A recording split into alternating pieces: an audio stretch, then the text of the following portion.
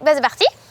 Hello les amis, aujourd'hui on va parler de quelque chose derrière laquelle on se cache tous. Les masques. Non, pas de masque au programme. On va parler de notre identité numérique. Tu m'aides pas, hein? Je t'ai vu bailler. C'est impossible, j'ai un masque. Ouais, je t'ai vu, t'as fait comme ça avec tes yeux. Et du coup, j'ai vu que tu baillais. J'étais ébloui par autant de talent, c'est pour ça. L'identité numérique, c'est toutes les traces que l'on laisse sur Internet. Mais avant ça, on arrête tout et je vous laisse 7 secondes pour vous abonner à la chaîne YouTube des news et activer la cloche. C'est fait? On y retourne. L'identité numérique peut être volontaire ou involontaire. Volontaire parce que c'est nous-mêmes qui sommes responsables des infos que l'on partage sur les réseaux sociaux à notre sujet, comme notre profil, nos photos, nos commentaires. Et involontaire quand ce sont les autres, nos amis ou d'autres personnes qui partagent des infos ou des images de nous. Par exemple, sur Insta, quand quelqu'un vous mentionne dans une publication ou une story. D'ailleurs, petit message à mes potes, arrêtez de me taguer sur des photos moches. Mais l'identité numérique ne concerne pas que les réseaux sociaux. Il y a aussi toutes les informations que l'on laisse sur les sites quand on les visite. Mais si vous voyez les fameux cookies, pas ceux-là, mais bon, merci. En fait, il est pas si mauvais que ça. Ouais. Ça fait 3 semaines que la boîte est ouverte dans mon placard, mais en fait, il est bon. Les cookies permettent de bien... Vous dites cookies ou cookies? Les cookies? Les cookies de base permettent de bien faire fonctionner le site. Mais il y en a d'autres qui, si vous les acceptez, vont enregistrer par exemple votre localisation, vos préférences et toutes les autres infos qu'ils peuvent avoir sur vous qu'ils vendront ensuite à des entreprises qui vous enverront de la pub spécialement selon vos goûts.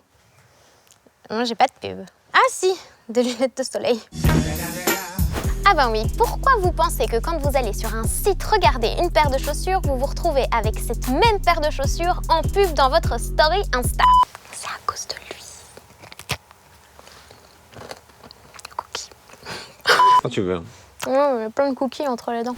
Donc, la prochaine fois que vous vous connecterez sur un site, une fois que la petite bannière des cookies apparaîtra, faites très attention à ce que vous acceptez. Même si on est d'accord, mettre directement « j'accepte tout », c'est plus facile, hein?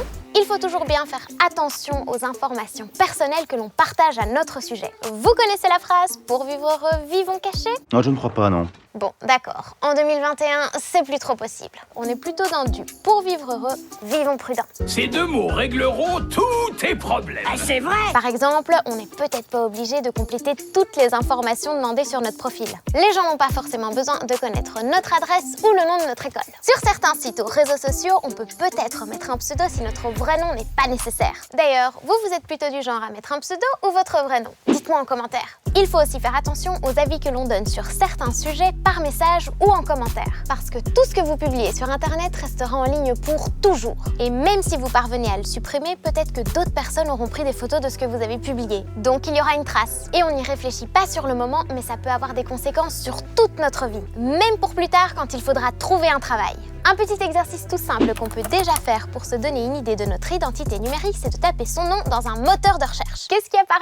Loana Fontana, le nouveau visage des news. C'est le premier truc qui apparaît. Moi, je préfère que tu tapes pas le mien.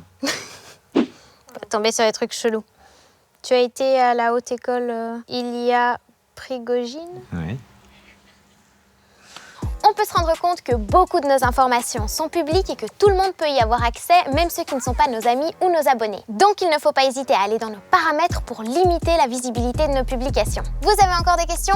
Posez-les en commentaire, j'y répondrai ici ou dans une prochaine vidéo. Ah et n'oubliez pas de liker et partager, hein, et de manger des cookies. Ciao.